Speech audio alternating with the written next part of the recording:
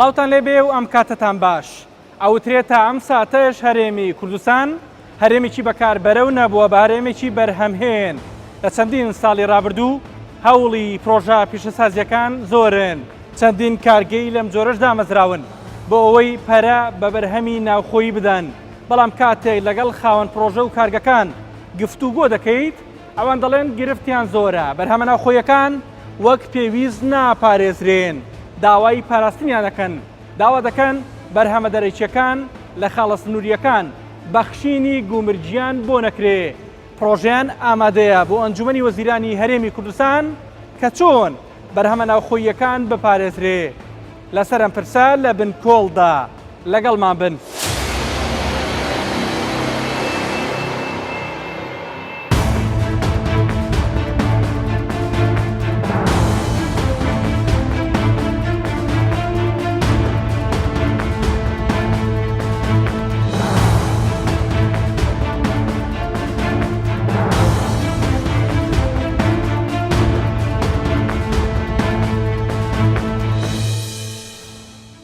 ئێرە یەکێکە لە کۆمپانیا و کارگەکانی بواری دروستکردنی بەرهەمی کارتۆن. تێچووی دامەزراندنی پرۆژەکە بە گوژمەی 22 ملیۆن دۆلار بووە. 135 کارمەند وەک دەستی کار لە پرۆژەکەدا سودمەندن. لە سەرەتاوە بەهۆی نەبوونی ئەزمموی پێویستەوە لە 170 کارمەندان بیانی بوون، بەڵام ئێستا پێچەوانە بۆتەوە تەنها لە 130 ئەندازیار و شارەزای بیانی کاری تێدا دەکەن. ئەوان لێرە لە کارتۆنی هێلکە و ئاو دەرمانی پزیشکی و بابەتەکانی هەڵگرتنی خواردن و خواردەمەنی و چەندانی تر بەرهەم دەهێنن. کێشەیەکی چەند ساڵە هەست پێ دەکرێت کە بەرۆکی خاوەن پرۆژە و کارگەکانی بواری پیشەسازی گرتوتەوە کە بە وتەی بەشێکیان تا ئێستا چارەسەری پێویستی بۆ نەدۆزراوەتەوە، کە ئەویش ئاستەنگی بەردەم ساختکردنەوەی بەرهەمەکانیانە لە ناوخۆ بەو پێی لە خاڵە سنووریەکان کار ئاسانی بۆ هێنانی بەرهەمی دەرەکی بەردەوامە. ئەم خاوەن کارە دەڵێت بەشێک لە سەرمایەدارەکانی هاوڕێیان ئێستا سەرمایە گوزاری لە وڵاتێکی وەکو تورکیا دەکەن و ناچار بوون ئەو ڕێگەیە بگرنەبەر. ئەوان نایشارنەوە کەسانێک لە ئاستی بەرپرسیارەتی لە ناو وەزارەتی پیشەسازی و بازرگانی حکوومەتی هەرێم ئاستەنگ بۆ کارەکانیان دروست دەکەن و گلەییان لە نەبوونی یاسایەکیش هەیە کە پارێزگاری لە بەکاربەر و بەرهەمهێن بکات. ئێمەش ئەمانتوانی وەکو هەروە بەرهێنەرێکی تر ئەم سەرمایە گوزاری کە لە هەرێمی کوردستان کردومانە بمان بردایەتە وڵاتێکی وەکو تورکیایان هەر وڵاتێکی تری جیهان بە پێی یاسای و بەرهێنانی ناوخۆ حمایەتی ئەو منتوجە بکرابایە. بەڵام بەداخەوە لە هەرێمی کوردستان وەکو هێشتا نەگەیشتونەتە ئاسەی کەوا کار بە پاراستنی بەرهەمی ناوخۆ بکەن بە شێوەیەکی توەکمەتر. سەرمایەگوزارمان هەیە یعنی کە چوبێت لە تورکیا لە ئێران ئێمە خۆمان برادری خۆمان هەبوو، هاوپیشەمان هەیە لە هەرێمی کوردستان کە پێش ئێمە چوو لە تورکیا وڵاتێکی کارگەیەکی ماڵسی دانا، ئێستا کارگەکەی بەشێکی زۆری داهاتەکەی بۆ بەشێکی زۆری بەرهەمەکەی بۆ کوردستانە. هەنێک کەس بە ئەنقەز دێ مەشاکل دروستەکە. بۆ نمونە ئێمە کێشەیەکمان هەبوو لەگەڵ لایەنێکی پەیوەندیدار لەگەڵ حکوومەتی هەرێم. یەک ساڵە ئێمە خەریکی ئەم کێشەین، ئەمانەیە بە شێوەیەکی یاسایی چارەسەر بکرێ. تاکو ئێستا ئێمە ئەو مشکلەیەمان پێ چارەسەر نەکراوە. ئەو شوێنە ناهێنن، ئەو شوێنە خۆی تقریبان زۆربەی پیشەسازیەکانی هاوشێوەی ئێمە نەفسی مشکلایان هەیە بە حەقیقەت لەگەڵ ئەو شوێنەیە. بەڵێ بۆ حەزەرەکە لە ناوهێنان هێشتا ئەتانەوێ نێوانتان تێک نەچێت. هێشتا مەسەلەکە نێوان تێکچوون نییە. ئێمە دۆخەکە بەرەو باشتر بڕۆ.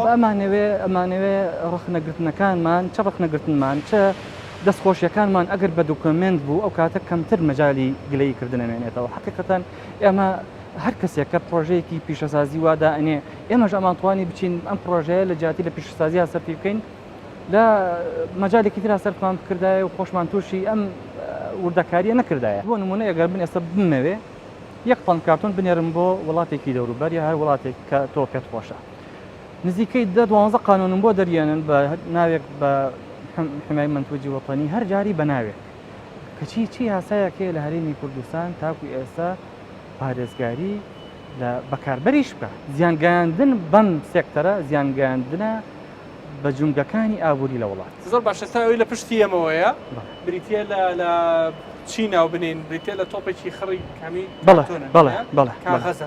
لەدار دروست کراوە لەکوێ بۆتان دێەوە؟ ئەمە ئەو ماوادە لە ئێران دێنین لە تورکیا دەیێنین لە ئەڵمانیا دەیێنین لە ڕوسیاش ئەو مادانە لێوەهێنن خۆتان ناتوانن ئەوە دروست بکەن ئەو تۆپی لە پشتی ئەمەیە خۆتان ناتوانن ببورە ئەم پیشەسازیەکی قورسە و پێویستی بە سەرمایەکی زۆر گەورە هەیە و پێویستی لە هەمان کاتتا بە زیاتر ڕێنماییکردن هەیە بە پێی یاساکان. من ئەگەر لە شتێکی بچووکە نەتوانم سەرکەوتو بووم چۆن ناتوانم شتێکی گەورەیە سەرکەوتو بووم لەبەرەوە ناتوانن کارەسەنگتان بۆ بکرێ خۆتان ئەوش بنیاد بنێن لە دەرەوە ئێمە بەرنامەمان هەیە هیوادارین بتوانین ئەو قسمەتەش بە کوردستان بگەێنین. پرۆژەکە چییە و کێن ئەوانەی واژویان لەسەر کردووە؟ ئەم پرۆژەیە بۆ یەکەم جار لە ڕێگەی کوردستان 24ەوە بۆ ڕایگشتی دەخرێتە ڕوو. پێشنیازی کۆمەڵێک خاوەن کارگەی پرۆژە پیشەسازیەکان بۆ سەرۆکی ئەنجومەنی باڵای وەبەرهێنانی هەرێمی کوردستان ئەم خاوەن پرۆژانە گوژمەی سەرمایەکانیان بۆ بەگەرخستنی کارگەکانیان زیاتر لە 2 ملیار دۆلارە و داوا دەکەن. یەک زیادکردنی باجی گومرجی لەسەر ئەو کاڵایانەی هاوشێوەیان لە کارگەکانی هەرێمی کوردستان بەرهەم دەهێنرێ. دوو کاری بەخشین هەڵبگیرێ لەسەر گشت کاڵاکانی هاوشێوە کە لە هەرێمی کوردستان بەرهەم دێت. سێ ئەو کارگانەی مۆڵەتی وەبەرهێنانیان هەیە بۆ ماوەی 5 ساڵ بەخشراون لە باجی گومرجی دوای ئەو 5 ساڵە گومرجیان لێوەربگیرێ. چوار پێویستە مۆڵەت نەدرێتە کارگەیەک کە بەرهەمەکەی دووبارە بێ یان پێشتر کارگەیەکی دیکە توانی بێتی پێداویستەکە پڕ بکاتەوە. 5 لە کاتی گۆڕینی جۆری بەرهەمی کارگەیەکی دیاریکراو بۆ بەرهەمێکی تر پێویستە گۆڕانکاری لە سەرجەم ئامێرەکانی بەرهەمهێنان بکات. 6 کارەبای کارگەکان هاوتای نرخ بکرێ وەکو بەغدا بۆ 70 دینار بۆ 1 کیلۆوات. 7 گەیاندنی خزمەتگوزاری وەکو شەقام و ئاوەڕۆ و گەیاندنی کارەبا و ئاو بۆ پرۆژەکان. 8 و کۆتایی حکوومەت هاوکار بێ بە پێدانی قەرز بۆ دامەزراندنی پیشەسازی گەورە. ئێمە 36 کۆمپانیاین کە لە سێکتەری پیشەسازی ئیشەکەین. ئەم بەرهەمی جۆرا و جۆرە بە هەموو بەرهەمەکانەوە ئەم 36 کۆمپانیای بۆ ڕۆژێکی شیشەکانیان نەوەستاوە بەرهەمیان هەیە لە بازاڕی لە کاتی قەیرانیشی 1 ڕۆژیش نەوەستاوە. ئێمە سەرمایی زیاتر لە 2 ملیار و 200 ملیۆن دۆلار سرف کراوە لە هەرێمی کوردستان. هیوادارین حکوومەتی هەرێمی کوردستان کار ئاسانی و مەشاکلی بەردەم پیشەسازیمان بۆ لە بات بەزووترین کات. داواکاریەکە لە 9 خاڵ پێکاتوە. ئەم 9 خاڵە 6 خاڵی جێبەجێ ئەکرێ بەبێ ئەوەی حکوومەتی هەرێم 1 دینار سەرف بکات. تیمی بەرنامەی بنکۆڵ کۆمەڵێک نووسراوی فەرمی ئەم بەڕێوەبەرێتیە گرنگەی هەرێمی کوردستانی دەستکەوتووە کە دژ بەیەکیان تێدا بەدی دەکرێت بۆ ئەوەی ڕوونی بکەینەوە. بۆ نمونە لەم نووسراوەدا کە بە واژۆی بەڕێوەبەری گشتی گومرگی هەرێمی کوردستان بۆ خاڵی سنووری ئیبراهیم خەلیل ڕەوانە کراوە داوا کراوە بەهۆی ئەوەی کارتۆنی بەتاڵ لە ناو خۆی هەرێم دەتوانێت بەشی پێداویستیەکان پڕ بکاتەوە لەبەرەوە کەمکردنەوەی ڕێژەی گومرجی بۆ هاوردەکردنی کارتۆنی بەتاڵ نەکرێ. بەڵام چەند مانگێک دواتر و لە 15 ئەم ساڵ داوا کراوە کار بە نووسراوی پێشووتر نەکرێ کەمکردنەوەی ڕێژەی گومرجی بکرێ بۆ هێنانی ئەو بابەتە. نووسراوەکان دەخەمە بەردەستی ئەو کەسەی واژۆی لەسەر داناوە و وەڵامی ڕوونم پێویستە. هەرێمی کوردستان ئامادەجی نییە بۆ بەرهەمهێنان بۆ پیشەسازی بۆ کشت و کاڵ کە لانی کەم نییە ناو خۆ بکات. چی وای کردو ئەو ئامادەجیە نەبێت؟ ئەو ئامادەجیە ئەتوانم بڵێم هۆکارێکی گەورە لە پشتی ئەم مەسەلەیەوە بوونی نەوتە. هەتا کوێستانی هەرێمی کوردستان لەبەرەوەی نەوتی هەبووە سێکتەری نەوت زاڵ بووە بەسەر هەموو سێکتەرەکانی ترە و لە 1995 داهاتی ئەم وڵاتە و بەکارخستنی هەلی کاری ئەم وڵاتە مرێنراوە هەمووی پارەی لە نەوتەوە وەرگرتووە. تەمەڵی کردوین وای لێ کردوین کە بیت لە سێکتەرەکانی تر نەکەین. منەوەی بەدۆداچوونم کردو پەیوەندیتان باش نییە لەگەڵ وزارەتی بازرگانی و پیشەسازی کتابی دژبەیەکە بووە پەیوەندیەکە هەندێک کێشە هەیە لەوانەیە ئەوانیش تووشی ئەو کێشەیە بوون ئێمەش تووشی ئەوە بووین بە حکمی دووبارەیەکەمەوە کە سێکتەرەکانی کشت و کاڵ و پیشەسازی لە وڵاتی ئێمانە بوون ژمارەیەکی زۆر لە هاوڵاتیان بەڕاستی لە سێکتەری بازرگانیە کارەکەن بۆیە هەندێک جار کە ئێمە لە بواری بازرگانیە ڕسمی گومرگی زیادانینە سەر بابەتێک کۆمەڵی خەڵکی زۆر بێ ئیژە بنیان زەرمەندە بن و ئەمانە هەندێجار ئەبێتە هۆی کێشە دروست بێ کەواتە ئێمە ناچارین لەگەڵ وەزارەتی بازرگانی ئێستا تەنسیقمان کردو باڵانسدا بن کاک ساماڵ لێرە چەند نووسراوێکی جەنابتن لەوەردەستا لە 25/2010 بە نووسراوی ژمارە 82/88 داوا ئەکەن سەبارەت بە ناوەڕۆکی نووسراوتان تایبەت بە هەوردەکردنی کارتۆنی بەتاڵ بۆ ئەم مەبەستە ئاگادارتانەکەینەوە کە بابەتی ئاماژە پێکرا و کەمکردنەوەی ڕێژەی گومرجیان بۆ نەکرێ و بەپێی پێناسەی گومرجی کاریان لەسەر بکردی تالیفی گومرجیوانە بەڵێ باشە بەڵام کاتێک لە نووسراوێکی تر لە 15/8 چەند مانگی دواتر باستان لەو ژمارە لەم نووسراوی پێشوتان کردووە دەڵێن کار بەم نووسراوە نەکرێ بۆ لەژێر فشارە ئەمە کراوەیان چی؟ نا هیچ فشار نیە ئێمە سەردانێکی هاوبەش هە لەگەڵ بە ڕێبەرایەتی گشتی پیشەسازی سەردانی ژمارە کارگەمان کریەکە لەو کارگانە و کارگەی کارتۆنە بوو جێگەی دڵخۆشیە بەڕاستی کارتۆن وەکو بڵین ئەڵەیە شەریکەیەکی گەورە بوو خەریکی دروستکردنی کارتۆنە بۆی ئێمە ئەو بڕیارەمان دەرکرد بۆ ئەوەی ئەم شەریکەیە هانی بین بۆ ئەوەی کارتۆنەکانی ناوخۆسەرە بێت بەڵام دوای ئەوەی کە چوینە تەفاسیلەوە سیرەکەین ئەم کۆمپانیایە ناتوانێت هەموو جۆرە کارتۆن ئینتاجکە نووسراوێکی تر هەیە لە بینی ئەو دوو نووسراوی جەنابتان لە پیشەسازی و هاتوو بۆیەوە باز لاوەکرێک کابێ بە بڕیارەکەتان نابچنەوە و نووسراوەکەتان هەڵبۆشێنەوە زمانی کتابەکەەوە تێت تا ڕادێک قەیچەکە ئێمە زۆر بە ئاسایی وەرمان کردو لەبەرەوەی ئەوەی اختصاسی ئەوانە لەوانەیە ئێمە هەندێجار لەبەر هەندێک حاڵە زیادە ڕۆیمان کردبێت تەداخلاتی ئیشی ئەوانمان کردبێت. لە هەرێمی کوردستان 25,000 کۆمپانیای جۆرا و جۆر ناویان تۆمار کراوە نزیکەی 5,000 کارگا مۆڵەتی کارکردنیان وەرگرتووە لەو ژمارەیە 3,000 کارگەی بچووک و مامناوەند و گەورە دەست بەکارن بەڵام هێشتا دەوترێ بەرهەمی ناوخۆ ناتوانێ کێبڕچەی بەرهەمی دەرەکی بکە دەچمە لای بەڕێوەبەرێک کە ئەرکەکەی ئەوەیە گەشە بە پیشەسازی هەرێم بدا بەڵام گلەی و سەرنجی کۆمەڵی لە خاوەن کارگەکانی پیشەسازیم لەگەڵ خۆم بۆ هێناوە پێشتر بە من وتراوە کە ئەم بەڕێوەبەرە لە ڕێگەی نووسراوەکانیەوە پشتیوانی بەرهەمی دەرەکیە و داوا دەکات بەخشینی گومرگ زیاتر بکرێ بزانین وەڵامیان بەرپرسە چییە؟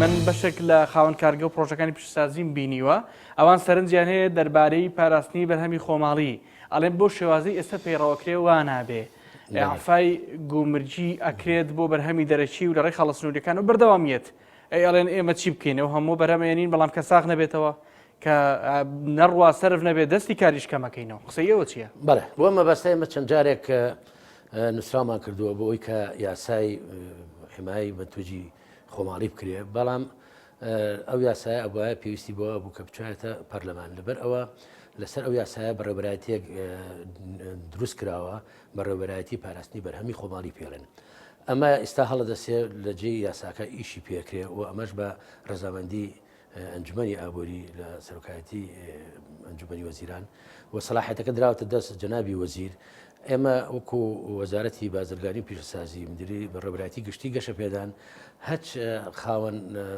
کارگەیەک کە بەرهەمەکەی بتوانێت بە پێی یاساکە لە ساڵ 25 بەرەو ژوور پێداویستی کوردستان دابین بکە ئێمە ئیسیماری بەسرا تەوزیعەکەین کاری لەسەرەکەین و سەردانی کارگەکە کرێ و بڵێن ئامادەکاریەکە کرێ بۆ کۆنووسێک کە ئەعفاعاتی گومرجی نە ئەعفاعاتی گومرجی ڕسوماتی گومرجی ئیزافی بووە باش ئەم ژمارانە سەرنجڕاکێشن 25,000 کۆمپانیا و مۆڵەتی 5,000 کارگە کە 3,000 دەست بەکارن بەم هەمووان ناتوانن دامەزراون زۆر باشە ناتوانن بەشی بەرهەمی ناو خۆپڕ بکەنەوە گرفتەکە لەکوێ ژمارەکە زۆرە بە حەزەکەم پێت بڵێم ئێمە ئەو سێکتەرانی کە هەیە سێکتەری ئینشائیە خۆراکیە کیمیاییە زۆر لە زۆر لایەنیشەوە زۆر پێشکەوتووە تۆ گەر لە حەزە بکەی ینی لە سێکتەری یاخود بڵێن لە بەشی بیناسازیە ئێمە تەختی هەموو عێراقیشەکە مەعاملەکانی کە لە کوردستانە هەیە لە هەموو کوردستان تەختیەکە و زایدەن هەموو عێراقیش بەو کارگانی کە بەو کارگانی کە هەیە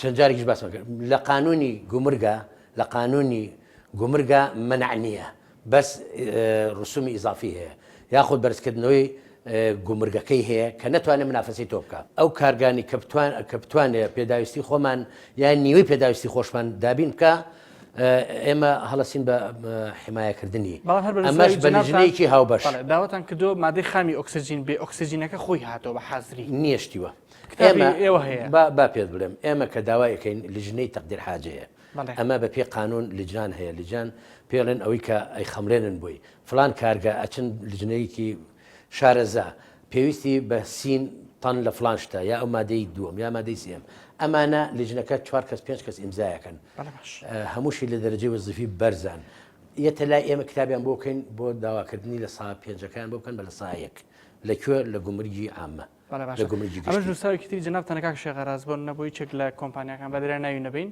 داوا ئەکەن نانی بە تایبەت کاری بۆ بکرێ ئاساییە بە تایبەت ئەمە باسیەکەی کە ئەمە کارگەیەکە لە بەغدا ئەو کارگانەی کە لە کوردستانن ئەتوانم بڵێم چارێکی لەو کارگانە کە لە کوردستانن هیچ زمانی هەشتاکان و هەفتاکان و شەستەکان ئەوانە زۆری تیا مۆڵەتەکانیان لە تەنمی بەغا هەیە ئێمەش لەگەڵ بەغاد هەمانجیەکمانەیە بڵێن مزەکەری تەفاهمێکمان داڕشتووە کە هاوکاری یەک بین ئەوان ئیشان بە ئێمە بێ ئێمەش ئیشمان بۆ هەنە بێت هەمووان چاوەڕێی کابینەی نوێی حکوومەتن کە دەبێتە کابینەی ژمارە 9 لێرە لە وەزارەتی پیشەسازی و بازرگانی سەرۆکی دیوانی وەزارەتەکە دەبینم کە لە ڕووی ئیداریەوە تەواوی ئەرکەکانی وەزیر ئەو ڕایدەپەڕێنێ ئەو دەڵێت هەڵی استراتیژی هەبووە کاتێک بۆ دەستکەوتنی داهات تەنها پشت بە نەوت بەستراوە دڵنیایی دەداتە خاوەن کارگەکان هەر کاتێک بەرهەمی ناوخۆ پێداویستیەکانی پڕکردەوە ئەوە زیادەی گومرجی دەسەپێنن. لیژنەیەکی تایبەت هەیە بۆ پاراستنی بەرهەمی خۆماڵی ئەو بەرهەمە خۆماڵیانەی کە دەتوانن ئیشباحی حاجاتی ئیتە کۆمەلگا بکەن یا بەشێک لە پێداویستیەکانی ئیتە کۆمەلگادا دابین بکەن بەرهەم بهێنن لە ناوخۆ ئەو کاتی نووسراویان بۆ دەکردرێتن بە واژووی ئیتە جەنابی وەزیر و بۆ بەڕێوەبەراتی گشتی گومرگەکان کە بەشێک لە ڕسوماتی زێدەچی بخرێتە سەر ئەو شمەکانی کە لە وڵاتاندا هاوردە دەکردرێت. ئەوەی کە هەیە حکومەتی هەرێمی کوردستان لە پێشتر بایەخەکەی وەگوترێ زۆربەی لە دەوری نەوت کۆبوو بووە. مەسەلەی پیشەسازی کشت و کاڵ گەشتیاری ئەوانە بە جۆرە لە جۆرەکان فرامۆش کراون. ئێستا کاتی ئەوە نییە ئەنی بەڕاستی بایەخ بە پرۆژە پیشەسازی گەورەکان دوو جۆرە وەبەرهێنان هەیە کە وەبەرهێنانێکی ئوفۆقی هەیە و هەروەها وەبەرهێنانێکی عەمودی هەیە. لە حقیقەتدا هەرێمی کوردستان هەڵەیەکی تەکنیکی کە کردوویەتی من وەکو ئابووریناسێکەوە وەکو سەرۆکی دەستەی شار و شارۆچکەکانی پیشەسازی دەڵێم کە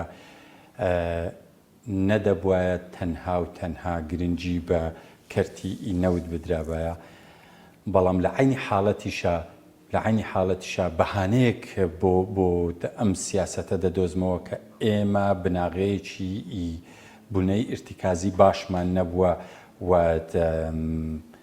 داهاتێکی باشیشمان نەبوو مەجبور بووینە کە بە جۆرێک لە جۆرەکان کە تەنها و تەنها گرنگی بە نەوت بدرێت. ستافی بنکۆڵ دەچێتە خاڵی سنووری حاجی ئۆمەران کە ڕۆژانە چەندین بار هەڵگر لە شتومەکی جۆرا و جۆر لە ناویاندا بابەتە پیشەسازیەکان دێتە هەرێمی کوردستان لێرە داوەزینی بەهای تومەن کاریگەری دروست کردووە بە جۆرێک هەرچەندە زیادەی گومرجی هەبێ بەهۆی دابەزینی بەهای دراوەکەوە کاریگەری ئەو تۆ دروست ناکە.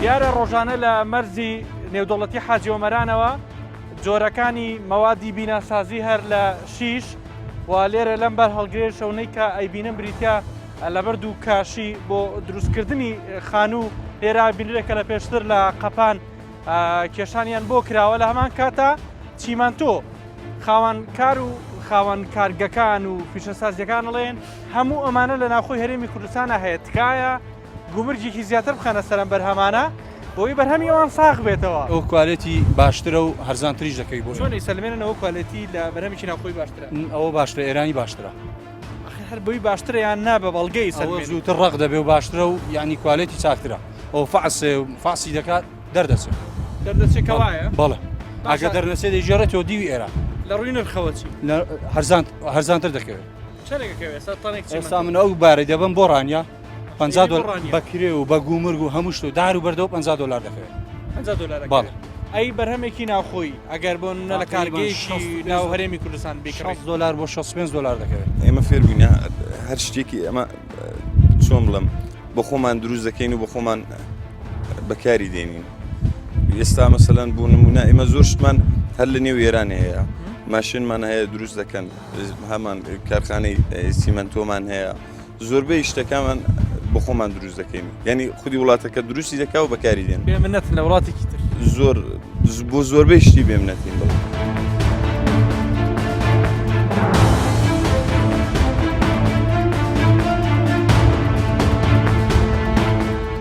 بازرگانان بۆچی لە دەرەوە شمەک هاوردە دەکەن لە کاتێکدا لە ناو خۆدابوونی هەبێ بەڕێوەبەری گومرجی حاجی ئۆمەران نهێنی هێنانی شمەکی هاوردەکرا و لە ئێرانەوە ئاشکرا دەکات.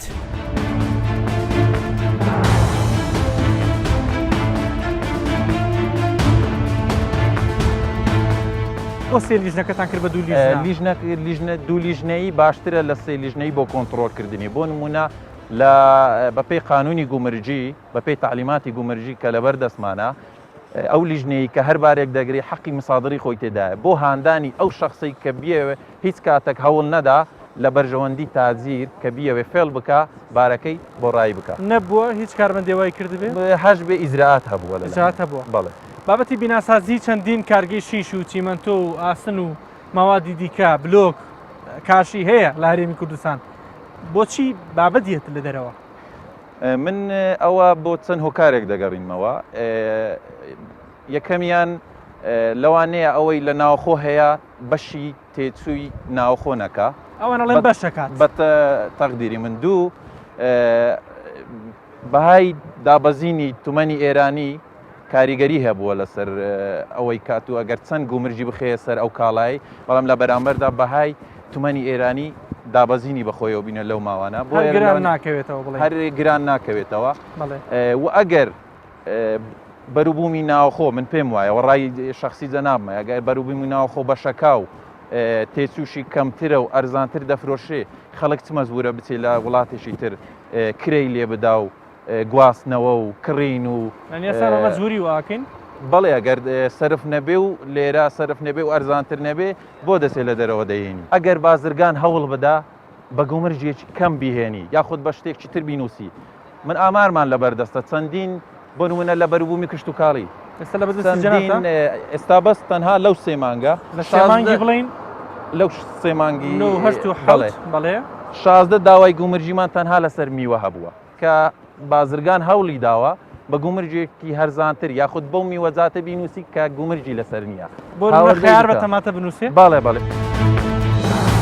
ئەو بەرهەمانەی هاوردە دەکرێن دەبرێنە تاقیگە جۆرە و جۆرەکانی خاڵەسنووریەکە هەتا دڵنیایی تەواو وەرنەگیرێ ڕێگا بە دەربازبوونیان نادرێ.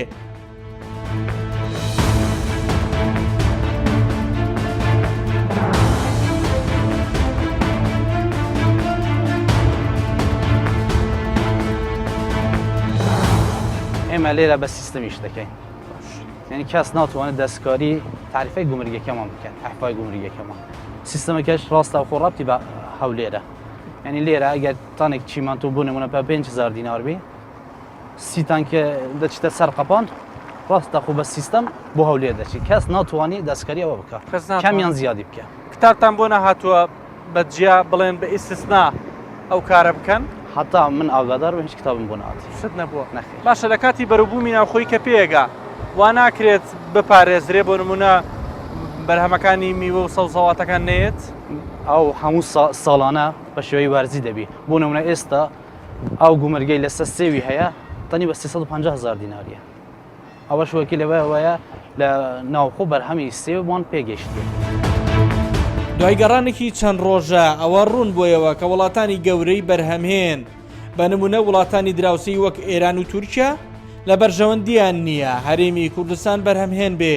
دەیانەوێت وەک ئێستا تەنها بازاڕێکی ساختکەرەوەی بەرهەمەکانیان بێ. تەنانەت دەوترێ زۆر جار ئەو دوو وڵاتە ئامادەن مادەی خام و بەرهەمهێنرا و ئامادە لە هەمان بابەت بە یەک نرخ هەناردەی هەرێمی کوردستان بکەن بۆ ئەوەی لە هەرێمی کوردستان پیشەسازیەکە گەشە نەکا. بەرپرسانی پیشەسازی و گومرجی هەرێمیش دەڵێن مۆنۆپۆڵ نییە و ناتوانن ڕێگایان لێ بگرن. ئەوانەی بەرهەمە پیشەسازیەکان لە وڵاتانی دراوسێ بە تایبەتی ئێران و تورکیاوە دەێنن دەڵێن کواڵێتی باش و نرخی هەرزان وای کردووە بەردەوام بن لە هێنانی پێداویستە پیشەسازیەکان، بەڵام کارخانە و کارگە ناوخۆییەکانیش دەڵێن کواڵێتیان خراپ نییە و نرخیان گونجاوە، تەنانەت نەک بەشی بەرهەمی ناوخۆیی بەڵکو دەتوانن هەناردەی دەرەوی هەرێمی کوردستانیش بکەن. لە نێوان ئەم دوو ڕێیەدا هێشتا گفتوگۆ بەردەوامە. حکوومەتی هەرێمی کوردستان پرۆژەیەکی پێگەیشتووە بۆ ئەوەی لەمە دووە بەرهەمی ناوخۆیی بە باشتر بپارێزێ. لەناوەم تەبوتۆزەی حاجی ئۆمەرانەوە تا بەرنامەیەکی دیکە. خواتان لەگەڵ.